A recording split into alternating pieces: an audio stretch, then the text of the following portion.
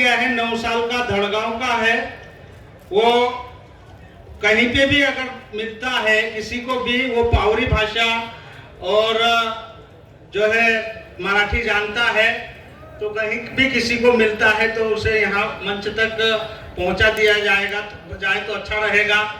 तो मैं अभी अगले वक्ता के रूप में झाबुआ विधायक आदरणीय श्री विक्रांत भूरिया जी से आग्रह करूंगा कि वे मंच पर आए और अपनी बात रखें। हमारे बीच में खुला सत्र शुरू हो गया है और हमारा सभी से निवेदन है कि समय का कम से कम ध्यान रखें, 5 से 5 मिनट रहे, क्योंकि वक्ता ज्यादा है इसलिए सभी को समय देना है। हमारे बीच में युवा नेता हमारे सेंधवा विधानसभा क्षेत्र के श्री मोंटू जी सोलंकी उपस्थित हुए हैं। उनका जो है मंच की ओर से सादर आमंत्रण निमंत्रण है और उनका हार्दिक स्वागत करते हैं। साथ ही बहन राजकला बहन भी उपस्थित हुई है, उनका भी जो है हम मंच की ओर से हार्दिक स्वागत करते हैं। तो हमारे बीच में अभी झाबुआ विधायक डॉक्टर विक्रांत भूरिया जी आएंगे और अपनी बात रखेंगे।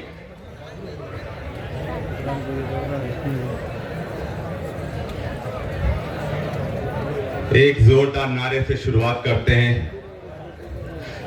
जय जोहर का नारा है। आधे लोगों का ही भारत है क्या? सबका नहीं है क्या? तो सब लोग जोर से ताकत से दोनों हाथों से बोलो, जय जोहर का नारा है। जय जोहर का नारा है। जो हमसे टकराएगा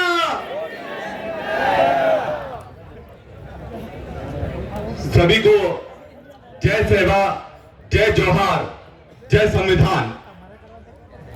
सबसे पहले मैं अपने पुरखों को नमन करना चाहूंगा, जिनके कारण आज इस मंच पर हम लोग वक्तव्य देने के लिए तैयार हुए हैं।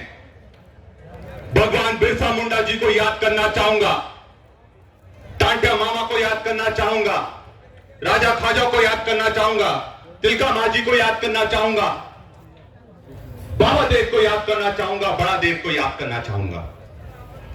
साथियों, बस 2 बात मैं आप सबके सामने रखने के लिए आया हूं।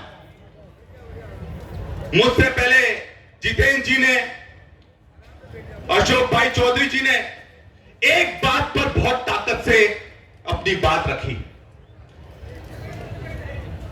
आदिवासियों का अस्तित्व 50,000 साल पहले से है। धर्म 5,000 साल पहले आया। पर क्या कारण है कि आज हमारे देश में धर्म के आधार पर आदिवासियों की पहचान हो रही है? क्या बेटे के दम पर बाप की पहचान होती है? क्या होती है कि नहीं होती? तो क्या कारण है कि आदिवासियों की पहचान धर्म के आधार पर कर रहे हैं?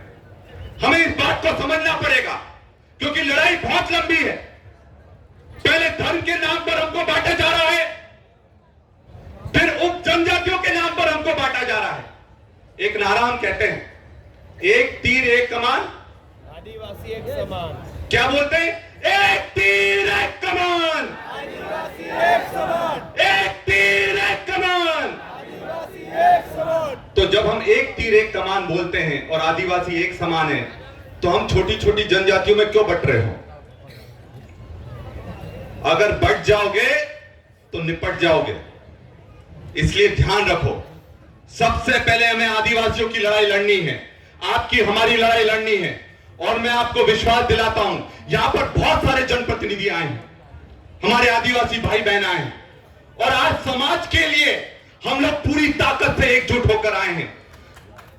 कोई अलग नहीं है, हम सबका खून एक है, हम सबकी जात एक है, हम सबके पूर्वज एक हैं।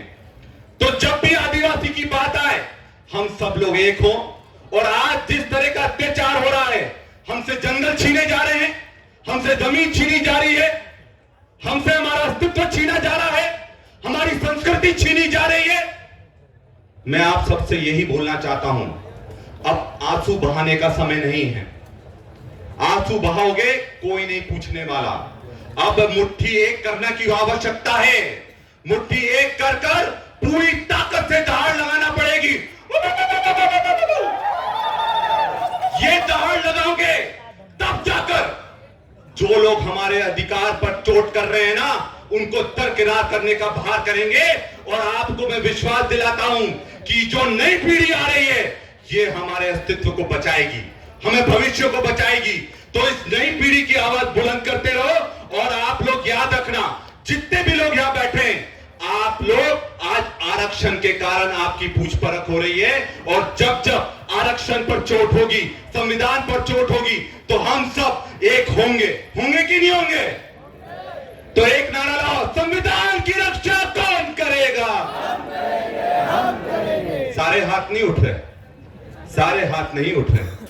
संविधान की रक्षा कौन करेगा? हम करेंगे। हम करेंगे। जल जंगल की रक्षा कौन करेगा? हम करेंगे। हम करेंगे। आदिवासियों की रक्षा कौन करेगा? हम करेंगे। हम करेंगे। हम रक्षा भी करेंगे।